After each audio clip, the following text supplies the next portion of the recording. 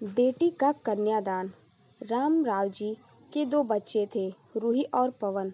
पवन बड़ा था और रूही छोटी थी। दोनों ही पढ़ाई में बहुत होशियार थे।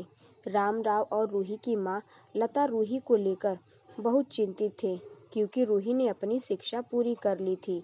अब उसके लिए एक बेहतर रिश्ता खोजना था। एक दिन उनके करीबी रिश्तेदार का बेटा दीपक में शादी रूही का हाथ मांगने के लिए उनके घर आया। दीपक को सभी पसंद थे। वह दिखने में अच्छा था और एक अच्छी कंपनी में कार्यरत था। दीपक के परिवार को भी रूही पसंद थी। फिर इन सब के बाद शादी की तारीख तय हो गई और पवन के भैया और रामराव शादी की सारी तैयारियां कर रहे थे, क्योंकि शादी नज़दीक थी। सारी तैयारियां हो गई। शादी का दिन भी आ गया। पवन रूही का हाथ पकड़कर मंडप में ले आया। रूही सुंदर गुड़िया सी दिख रही थी। सुंदर नाक, आंखें, रंग गोरा, लंबी लंबी चोटी। रूही दिखने में बेहद खूबसूरत थी। पवन रूही को मंडप में ले आया और पंडित ने रूही को कन्यादान के लिए हाथ आगे करने को कहा और उसका हाथ कांपने लगा। जिस पिता ने इस हाथ को पकड़कर दुनिया में चलना सिखाया, वही आज उसका हाथ किसी और पुरुष के हाथ में देने जा रहे थे। अपनी उस बेटी के बिना अपना बाकी का जीवन बिताना, यह विचार ही उनके लिए काफ़ी कष्टदायक था। पिता ने उसका हाथ पकड़ लिया और उसके होने वाले पति ने नीचे से उसके हाथ को सहारा दिया। कन्यादान की रस्म शुरू हुई। हाथों से पानी की एक एक बूंद गिरने के साथ पिता की आंखों से आंसू भी बूंद बूंद बनकर गिर रहे थे। अपने कलेजे का टुकड़ा दान करते समय क्या अवस्था होती है, तब वह रामराव ने जाना। वह रस्म खत्म हुई। पंडित जी ने लता और रामराव के हाथ में दियों से भरा पर्दा दिया। उनके सामने बेटी और उसका पूरा ससुराल परिवार बैठाया और पंडित जी ने कहा, आज से आपकी बेटी उनकी हो गई।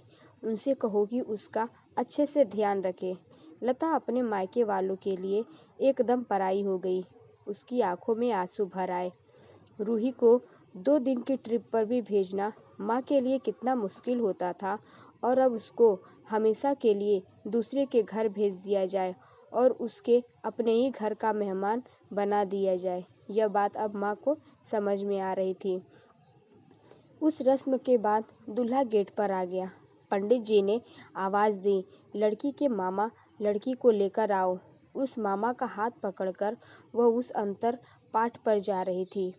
सुबह उठकर एक साथ नाश्ता, फिर मस्ती, फिर मामी के हाथ का खाना और रात में मामा के गोद में सिर रखकर सोने वाली भांजी आज उस मामा को दूसरे के हाथ में सौंपनी होगी।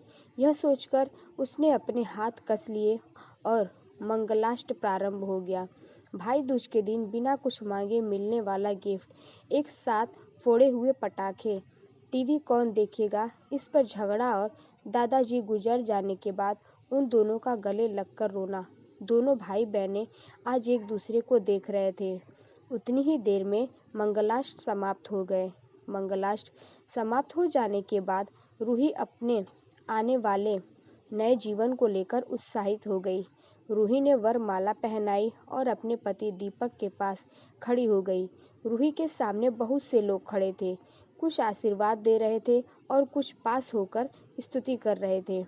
फोटो के लिए उनकी सहेलियां आई।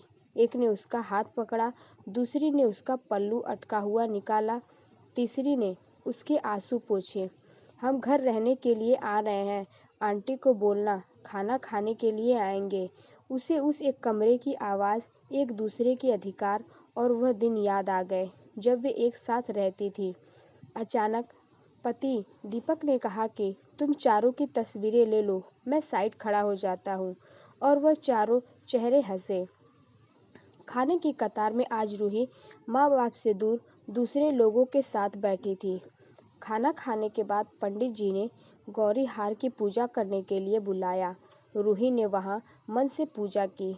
माँ ने रूही की झोली भर दी और अनीता आंटी ने कहा कि आप पीछे मुड़ना मत। रूही अचानक चौंक गई। वह आगे बढ़ने लगी। इतने सालों से बच्चे की तरह पाले हुए उस चाचा का बांध टूट गया।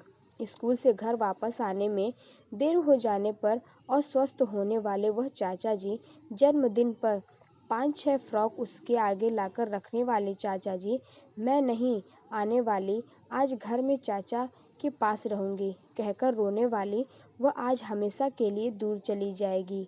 यह रूही के दूसरे माँ बाप के रूप में चाचा चाची को भी यह बात सहन नहीं हो रही थी। उसकी पहचान आज बदल चुकी थी। हाथों की वह हरी चूड़ियाँ, पाँव में बिछिया और गले में मंगलसूत्र नए जीवन की राह दिखा रहे थे। सास का हाथ पकड़कर रूही उस फूलों से सजी गाड़ी में बैठकर दीपक के साथ बैठी। उस गाड़ी में खुश थी और उस गाड़ी के बाहर खड़े सभी लोग आंखों में आंसू लिए उसे अलविदा कह रहे थे।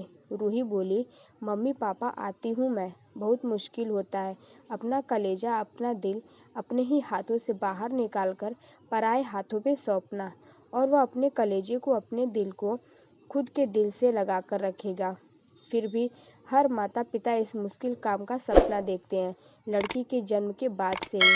तो दोस्तों, कैसी लगी कहानी कमेंट बॉक्स में ज़रूर बताएं। चैनल पे नए हैं तो चैनल को सब्सक्राइब करें। Thanks for watching.